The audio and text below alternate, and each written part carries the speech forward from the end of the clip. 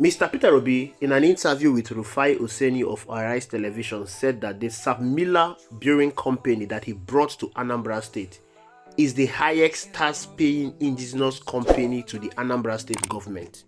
However, the government of Anambra State, led by Chukwuma Charles Soludo, released a disclaimer fact-checking Mr. Peter Obi on his statement that SAB-Miller is the highest indigenous paying company to the Anambra State government.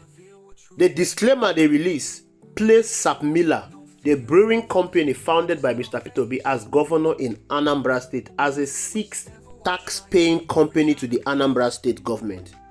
The information released placed First Bank as number 1 with 2.1 billion naira, Zenith Bank as number 2 with 1.6 billion naira, UBA as number 3 with 1.6 billion naira, Access Bank as number 4 with 1.7 billion naira, Fidelity Bank as number 5 with 1.1 billion naira. Then SAB-Miller in the number 6 position with 656 million naira. But that's not all. It came with a strong disclaimer. Interestingly, SAB-Miller company comes a distant 6th position behind Fidelity Bank PLC with a gross tax payment of 656 million naira in 2 years, 2023 and 2024. In this sense, the claim can be dismissed with a wave of hand, as the company in question contributed on the average 28 million naira per month in 2023 and 26 million naira per month in 2024. The above clarifications became necessary to properly situate the claims made by former governor and to give undiluted information for the members of the public to note. Additionally, there is the need to provide answers to certain public inquiries, either to prove or disapprove the claim as published in the media. Please accept extreme assurance of the service. This information was not released to keep the record straight. It was released to discredit and malign Mr. Peter Obi. This is a political cheap blackmail on the person of Mr. Peter Obi to break him, to break his rank, to make him a laughing stock. But in an attempt to ridicule Mr. Peter Obi, Governor Soludo of Anambra State ended up ridiculing himself.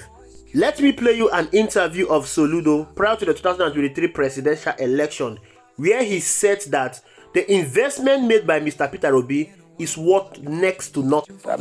I think there was something I read about, somebody speculated about the value of whatever investment. What I've seen today, the value of those investments is worth next to nothing. So let's leave that aside. Let's focus on the kind of thing that we're, first of all. You've heard that. Again, in an attempt to ridicule Mr. Peter Obi, Governor Charles Soludo has proved that Mr. Peter Obi was right in what he said. Because what Mr. Peter Obi said is that SAB-Miller is the indigenous highest tax-paying company to the Anambra State government. But Anambra State government is releasing banks that are not even domiciled in Anambra State as headquarters, as the highest tax-paying company in Anambra State. Banks with several branches across the country. What a waste of professorship. Charles Soludo's latest attempt to drag the name of Mr. Peter Obi in the mud without his so-called disclaimer from the Anambra State Internal Revenue Service has blown up in his face like a bad firecracker. He thought he could ridicule Mr. Peter Obi, a former governor, who laid an unshakable foundation for Anambra State growth by waving a document trying to prove that SAB-Miller is not the highest indigenous tax-paying company in Anambra State. In an attempt to ridicule Mr. Peter Obi, his own numbers have turned around and slapped him silly, proving Peter Obi right, while exposing his jealousy and incompetency. This is a disaster that he has brought upon himself, and it is time he faced the music. The report that Soludo paraded like a victory flag listing the top 6 tax-paying company in Anambra State for 2023 and 2024, with SAB-Miller leading in 6th place behind banks like First Bank, Zenith Bank, UBA, Access and Fidelity. He has been jumping up and down, shouting that Peter Obi lied when he said SAB-Miller, the company he brought to Anambra State, is the highest tax-paying indigenous company to the Anambra State government. But let us get it so real. Those banks aren't even homegrown in Anambra State. Their headquarters are in Lagos, miles away, and they operate across Nigeria. raking in money from every corner. They don't produce a single thing in Anambra State. No beer, no goose, absolutely nothing. Meanwhile, SAB-Miller, the brewery P2B helped establish, pump in 656 million naira in taxes over 2 years from East Onitsha plant. That is the highest contribution from any indigenous company in Anambra State. A fact that Soludo own data is accidentally shouting at the rooftop. Soludo, in his mischievous manner, conveniently swept under the rug that Anambra State earns a 5% shareholder profit from SAB-Miller, a steady income stream he can't deny. Those Lagos state banks might look big on paper, but they are not industries attracted by Anambra's effort. SAB-Miller is the real deal, driving jobs, local revenue, and even boosting the taxes those banks collect indirectly. So, Governor Charles Soludo, your clumsy attempt to discredit Peter Obi only proves his point louder. SAB-Miller is the true industrial king of Anambra, and you can't erase that truth. Now let's dig into how Mr. Peter Obi founded SAB-Miller in Anambra State. A legacy Soludo will never match, no matter how hard he tried. Back when Peter Obi was governor from 2006 to 2014, he had a vision to lift Anambra State out of poverty and turn it into an economic powerhouse. He didn't just sit around, he rolled off his sleeves and partnered with SAB-Miller, a global brewing giant, to build a brand new brewery in Onitsha. Starting in 2012, Obi put state money on the line, investing around 1.6 billion naira, about $12.6 million back then, to get this project off the ground. This wasn't some small time idea, it was a game changer. The Onitsha brewery opened its doors, creating thousands of direct jobs for factory workers, engineers and managers, and thousands more indirect jobs for truck drivers, local suppliers and small businesses. Families got bread on the table, young people found hope, and Anambra's name started shining on the national stage as an industrial hub. Obi's bold move didn't just build a brewery, it built a future, boosting the state's internally generated revenue and giving the economy a heartbeat. And here you are, Governor Charles Soludo, sitting in the governor's chair, cashing in on Obi's hard work while stabbing him in the back. What a betrayer, what a backstabber. Let's not even forget how Governor Soludo even became governor of Anambra State. His position today is built on the sweat and goodwill of Mr. Peter Obi that he poured into the All Progressive Grand Alliance APGA in Anambra State. Obi 2 terms, 2006-2014, turned APGA from a newly struggling party into a political giant, winning hearts and votes across the state. Governor Soludo has tried running for governor under the People's Democratic Party (PDP) in 2010 and got crushed by Mr. Peter Obi's popularity. He flopped again and again as a gubernatorial candidate, failing to win under PDP. It took APGA rock, solid foundation, crafted by Mr. Peter Obi leadership, for him to finally sneak into office in 2021, after years of rejection. Yet here he is, biting the hand that fed him, throwing dirt on the man who paved his path. Avalanches rising, can you hear the sound? Governor Soludo, your jealousy is oozing out. It is an ugly sight. Before the 2023 elections, you wrote that arrogant letter smirking that Peter Obi had no shot at winning nationally.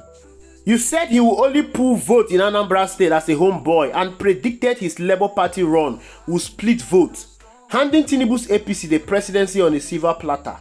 You were so sure of yourself, acting like a prophet, but Obi turned your words to dust. He swept all 20 local government areas in Anambra State, outrunning your APGA candidates and racking up 6.1 million votes nationwide, nearly toppling Tinubu in a race that shook the nation, if not for the corruption in the judiciary and INEC. Your prophecy crashed and is burning you deep inside because Obi's national success threatens your little dream of being the Igbo leader. Peter Peter Obi's 2023 success as a national leader has crushed your little ego. You see him as a roadblock to your ambition, and he's eating you alive. Even Ngozi Okonjo-Iweala, a voice of reason, has called you out, warning that your thirst for power is blinding you to decency. She is absolutely spot on. You are more focused on outshining Obi than serving the people of Anambra State. The hatred and character assassination you are dishing out, Governor Charles Soludo, it smells like a dirty setup that even a 1-year-old baby can smell from afar. And the fingerprint of Tinubu and APC are smelled all over it.